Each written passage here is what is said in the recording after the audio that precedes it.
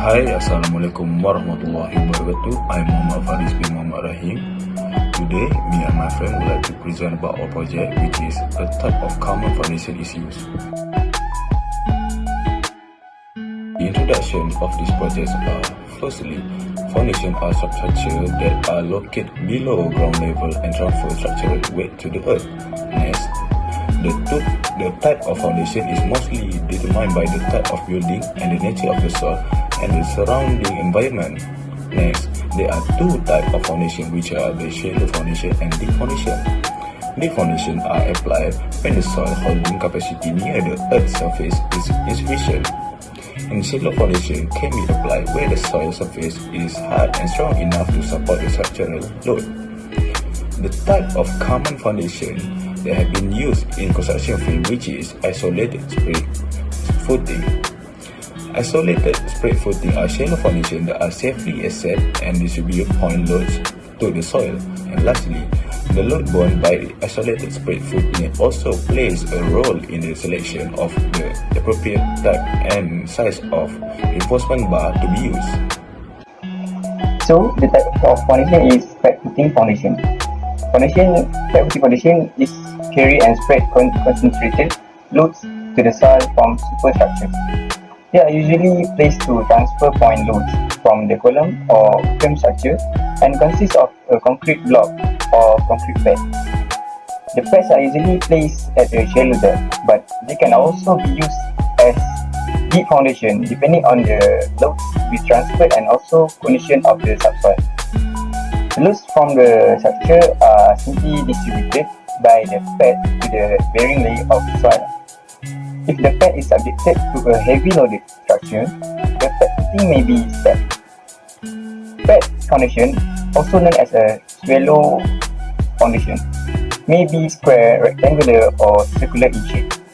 They are also used to support ground beam. Assalamualaikum. My name is Muhammad Ariff Ajmal bin AZMIN. I will explain about method of construction for isolated spread footing. In order to construct this type of foundation, which is isolated spread footing, there are several steps that I need to follow to ensure that the foundation is based on standard. At the beginning, we need to write a work description that includes the task, reference, calculation, type of equipment and labor requirement. It is important to determine the specification of foundation that's suitable in the construction, such as level of foundation, size of footing, thickness of footing, number of reinforcement bars and size of reinforcement. Then, we need to ensure drawing have approved good for construction.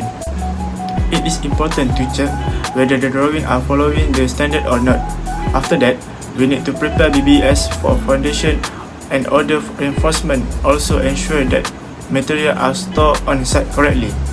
Next, we need to request the survey department to mark the foundation center and size including the workspace.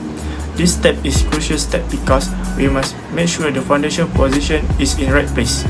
Then, we can perform excavation manually digging or using machine depending on nature, type of soil and water table. Sometimes, we can resort to dewatering to keep the water level below the foundation level. In next process, ensure that the link concrete is poured as soon as it reaches foundation level to avoid the foundation level being exposed. It is because we want to avoid the stagnant water in excavation area because they will delay the construction progress. The link concrete is typically 75 mm in thickness. After PCC or link concrete, install the reinforcement including column reinforcement or doors. Shutter the foundation and use the requirement size concrete cover at the bottom and side of the reinforcement. In the middle is, we need to build waterproof membrane or link concrete that wrap the entire foundation as protection, which is also known as tanking. Once rebar is placed, we need to dust off cover and the foundation should be inspected. Then, we pour the concrete that suitably water ratio.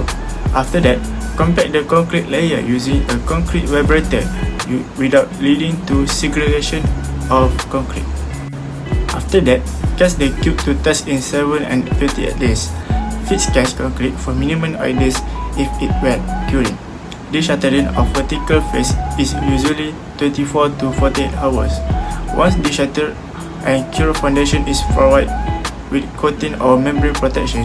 Finally, the foundation is backfilled by selected approved fill material in letter of 200 mm or less to 95% degree.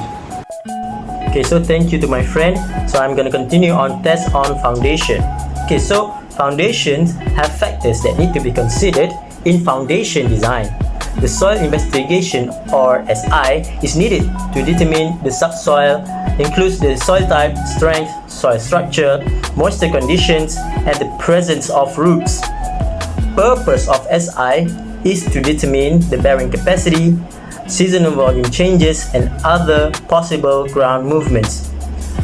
Condition methods obtaining soil samples are: first, window sampling; second, dynamic probe test; and the third is trial pits. So this is a picture of dynamic probe test. So this is the dynamic probe test is done to determine the penetration resistance of soil. Okay, next, this is window sampling. So this is the window sampling. The percussive window or windowless sampling method involves driving cylindrical steel tubes into the ground using a hydraulic hammer. Okay, next is trial pits. So trial pits using excavation.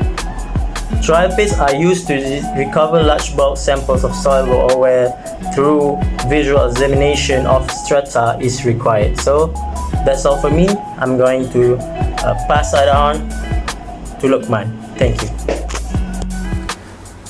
Okay, for conclusion, deep foundation are most expensive and take longer to build, but they are the most effective technique to sustain a huge structural load.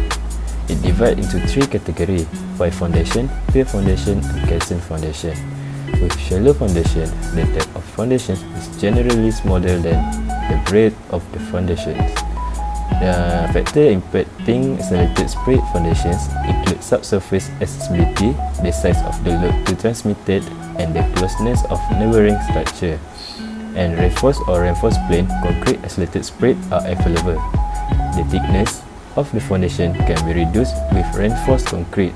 And lastly, stability of foundation is also must for every building. Thank you.